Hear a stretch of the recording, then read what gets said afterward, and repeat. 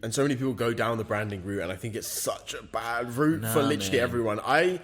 Someone again today messaged me like, should I do a Shopify brand or should I start with Etsy? I'm like, bro, honestly, start with Etsy, please. Just get an understanding of it, 100%. And it's not going to cost you much money. It's very low risk from a time point of view, super low risk, and from a money point of view, pure cash point of view, it's very low risk. And then you'll at least gain a bit of an understanding and be like, okay, it's just there's a bit of a challenge here.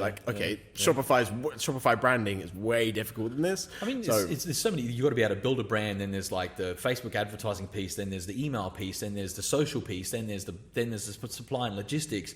You've got to understand all that. And Etsy's perfect because it does teach you a lot of that.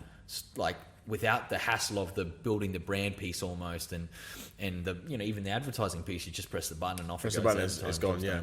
I always think it's best to start with kind of Etsy. If you want to get into the e-commerce world, I think it's best to start with Etsy, something that's relatively simple to get in. At least get a few hundred sales under your belt. 100%. You get an understanding what works, what doesn't work, and then if you want to use that kind of recurring profit that you're bringing in every single month and use that money as a testing budget to put into those brands, rather than obviously putting a lot of savings or put a lot of money into a brand when you're not making any money. Especially with clothing and watch brands. I've seen so many people do this.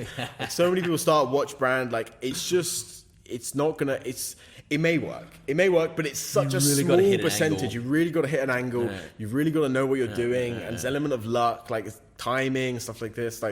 The way I think about it is use Etsy to build up your skills where you become a pretty formidable business person. And then when you launch into the brand, not only do you have an understanding of what products might sell versus what others, you've also probably got a team behind you that can help, that you can leverage with, one, just fulfillment and logistics. Two, someone might be great with media buying, so you can get them to media buying. You've already got your customer service team in place.